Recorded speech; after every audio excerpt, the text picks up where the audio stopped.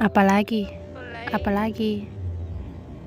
Mia berlari tergopoh-gopoh ketika mendengar teriakan David. Laki-laki ini sungguh orang yang berada di daftar pertama yang ingin Mia lenyapkan dari muka bumi ini. Bayangkan, sejak Mia tiba di kontrakan, ketiga lelaki lainnya pergi dengan agenda masing-masing. Tapi si David bukan bekam ini masih di rumah, bertingkah seolah dia raja. Seenaknya menyuruh-nyuruh Mia. Mulai dari menyuruh Mia beli makanan di warteg depan, ngecilin AC, bikinin kopi, dan sekarang entah tugas apa lagi.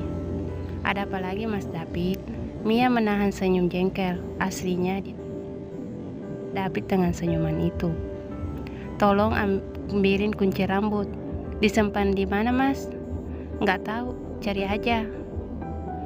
Mia menatap bangis lelaki yang sedang duduk di sofa dan memangku laptop, tampak sibuk mengerjakan sesuatu. Gadis itu mengambil napas dalam-dalam. Dia saja sering kesulitan mencari ikat rambutnya sendiri, seolah mereka punya kaki dan hobi kelayapan.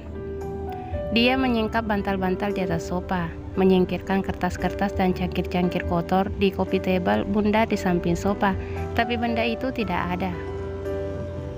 Jangan lama-lama dong, keren nih. Mia hanya menggarap diri.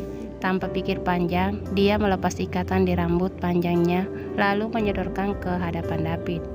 Pakai ini Mas. David diam saja, tidak menoleh ataupun menyahut. Dia fokus mengerjakan tugas di laptop. Dia sedang menghitung estimasi biaya pembuatan suatu gedung rumah sakit. Davidio Darmawan, nama cowok itu, mahasiswa arsitektur. Mia menemukan nama lengkap cowok itu tertempel di maket yang jadi tugas kuliahnya, ada di dalam kamar. Kuncirin dong.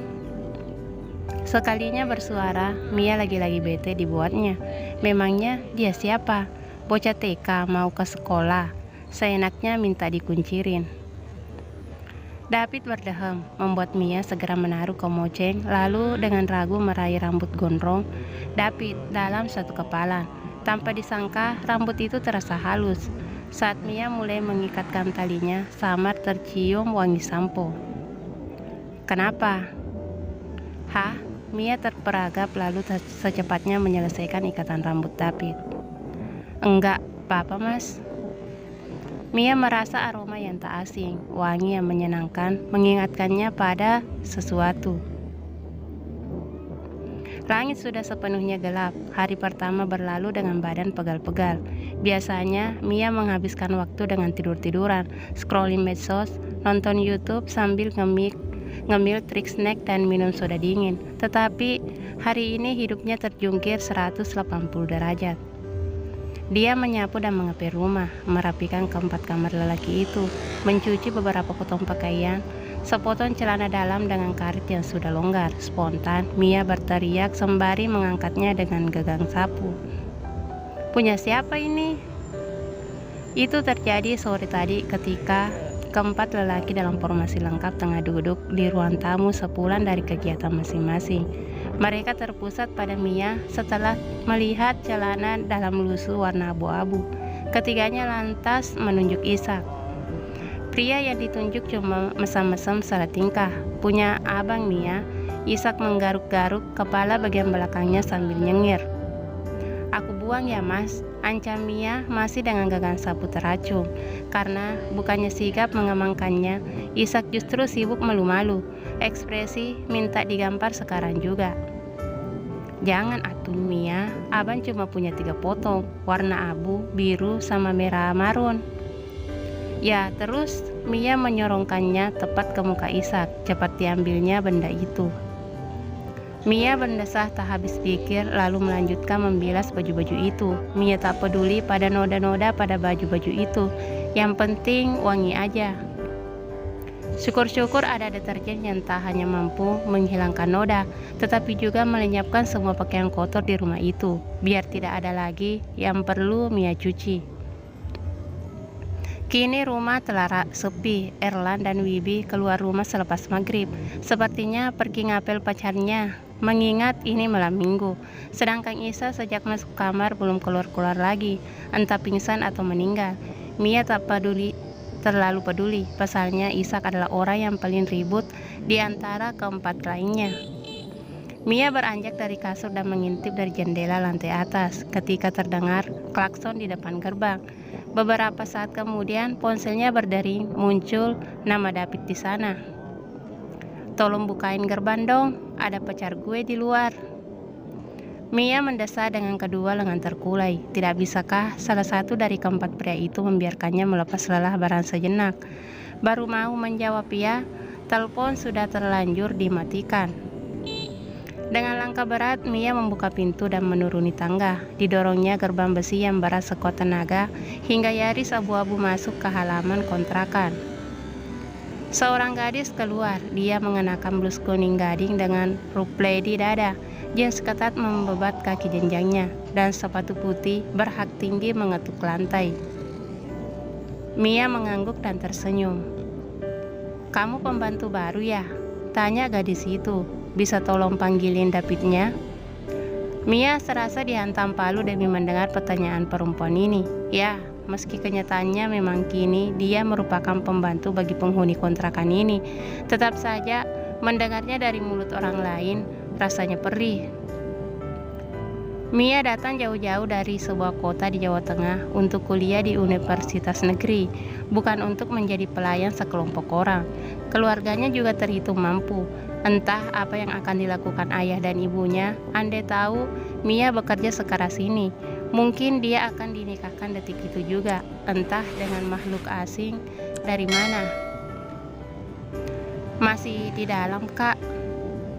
"Oh, oke." Gadis itu duduk di kursi panjang di depan kontrakan.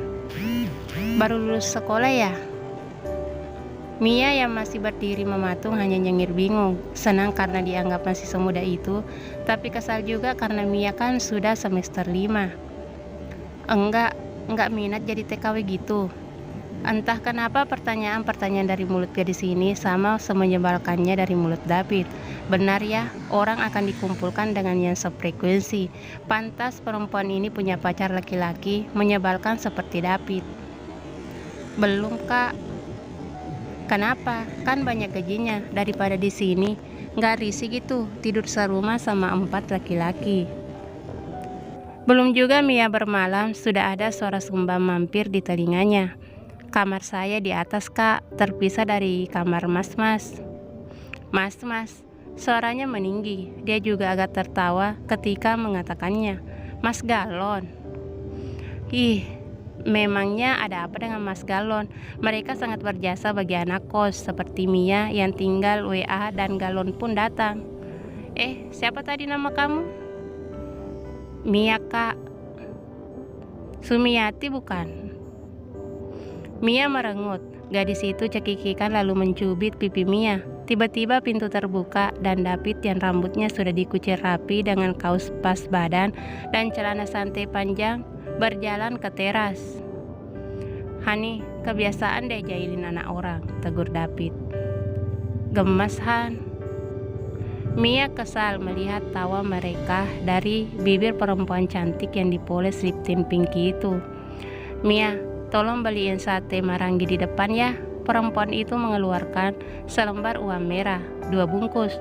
Dengan muka kusut, Mia menerimanya. Bayangan untuk mandi air hangat lenyap sudah.